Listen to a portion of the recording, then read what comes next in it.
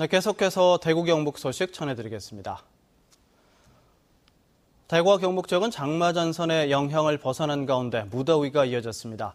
오늘 대구의 낮 최고 기온은 33.1도, 경북은 29도에서 33도의 분포로 무더웠고 대구와 경산에는 폭염경보, 포항 등 경북 14개 시군에는 여전히 폭염주의보가 발효 중입니다.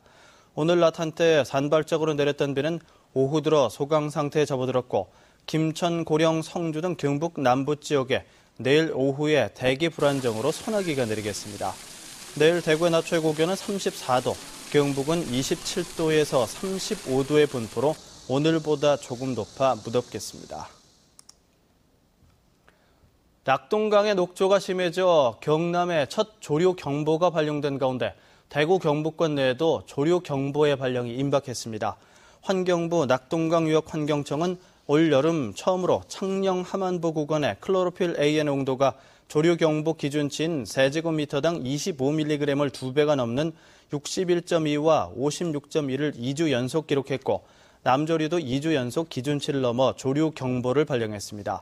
조류경보는 클로로필 A 농도와 남조류 개체수가 2주 연속 기준치를 넘으면 발령되는데 강정고령부에서도 지난 29일 조사에서 36.9와 8,696개로 각각 기준치를 넘어 다음 주에도 기준치를 넘으면 조류경보가 발령됩니다.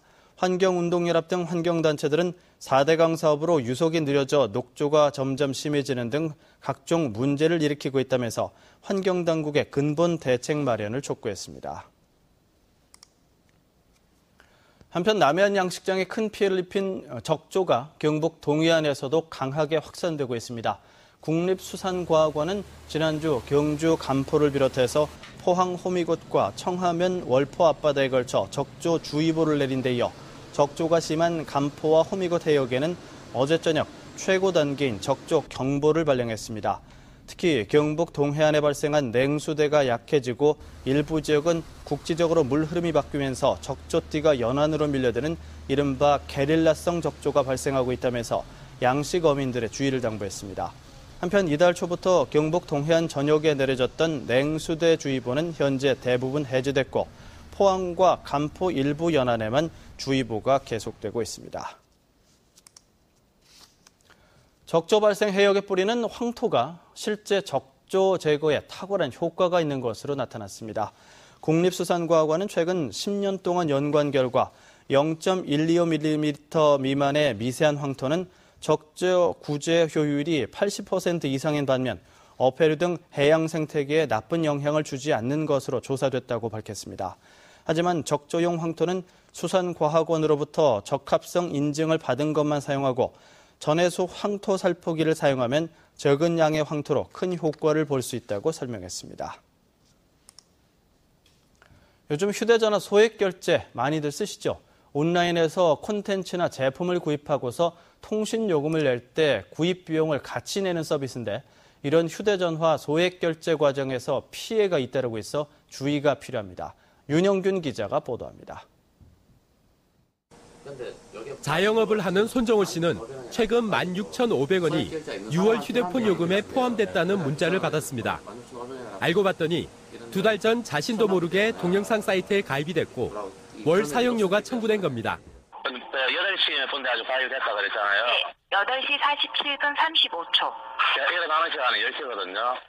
네. 그런 거 있으면 애들이 학교가 있을 시간이고. 네. 휴대폰도 제가 갖고 있어야 되는데 비밀번호 잠궈놔가지고 아무도 사용을 못하는데 이게. 몇 번의 통화 끝에 겨우 환불을 받을 수 있었습니다. 황당했죠. 말 그대로. 제가 이런 피해를 당했구나. 말로만 들었던 이런 피해를 제가 당하고 있구나. 이걸 어떻게 수습을 해야 되지. 김진남 씨는 7개월 동안 소액 결제 요금으로 16만 5천 원이 빠져나간 사실을 최근에야 알았습니다. 다른 요금 같은 거는 조금 미납돼도 전화 와가지고 바리바리 하면서 내라고 하는데 그런 거 잘못됐으면은 일단 얘기를 해주고 그래야 되는데. 휴대전화 소액 결제 피해 사례는 소비자연맹에 접수된 것만 지난 한 해 동안 104건이던 것이 올해는 지금까지 벌써 120건을 넘어섰습니다. 무료 회원 가입이라고 해놓고는 사용료를 부과하는 방식이 많지만 최근에는 악성 코드를 이용한 해킹도 자주 나타납니다. 무료로 뭔가 준다는 쿠폰이 발송이 됩니다. 소비자께서는 좋구나라고 생각하시고 쿠폰을 다운받게 되는데요. 이 어플 자체가 악성 어플이기 때문에 소비자님 개인정보를 모두 파악을 합니다. 피해를 막기 위해서는 통신사에 연락해 소액 결제 기능을 차단해야 하고 무료 회원 사이트 등은 가입 전 약관을 자세히 읽어야 합니다. 또 어플리케이션 설치는 반드시 공식 마켓을 이용해야 하고 수시로 요금 명세서의 상세 내역을 살펴보는 것도 필요합니다. MBC 뉴스 윤영균입니다. 정부의 취득세율 인하 방침 발표에 대한 반발이 지자체를 넘어서 의회와 시민단체로 확산되고 있습니다. 대구시의회와 경상북도의회, 시도의회 의정회, 지방분권운동 대구경북본부는 오늘 대구시의회에서 기자회견을 열고 취득세 과세권자는 중앙정부가 아닌 시도 자치단체인데도 정부가 한마디 논의도 없이 일방적으로 세율 인하를 결정한 것은 명백한 자치재정권의 침해라고 반발했습니다. 취득세율 인하에 따른 지방재정의 부족분을 국고보증으로 보전하겠다는 것은 중앙정부가 정부 재원을 수단으로 지자체를 하급 행정기관화하겠다는 중앙집권적 인식에서 비롯된 것이라며 취득세율 인하 방침 즉각 철회를 요구했습니다. 대구시와 안도 타다오 건축연구소의 설계 용역 계약이 마무리돼서 이우환과 그 친구들 미술관 건립이 본궤도에 오를 것으로 보입니다. 대구시는 기본 실시 설계는 내년 5월, 공사는 2015년 12월에 마무리돼 2016년 6월 미술관이 개관할 것이라고 밝혔습니다. 두류공원에 들어서는 미술관은 이우환 작가와 세계 대표 작가의 작품들을 특징별로 나눠 전시하고 문화예술회관과 야외음악당 등 기존 문화 인프라와 시너지 효과를 낼 것으로 기대됩니다. 대구시는 최근 부산에서 추진 중인 이우환 갤러리와는 규모와 성격에서 차원이 다르다면서 연말쯤 이우환 작가가 추진 상황을 브리핑할 것이라고 밝혔습니다. 대한상공회의소가 최근 지방 소재 제조기업 400개사를 대상으로 조사를 했더니 지방의 연구개발 수준이 수도권보다 취약해 장조 경제에 걸림돌이 된다는 응답이 많았습니다.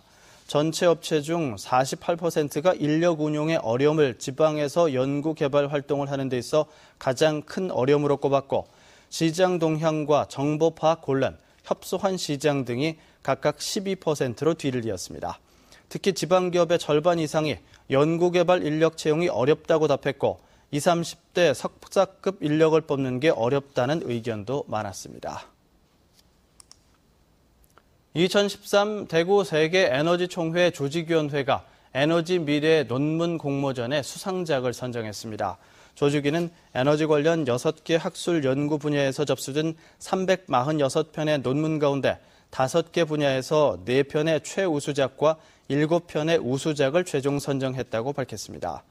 우수 논문 시상식은 오는 10월 17일 대구 세계에너지총회 폐막식에서 열리고 총 상금 670만 원이 지급됩니다.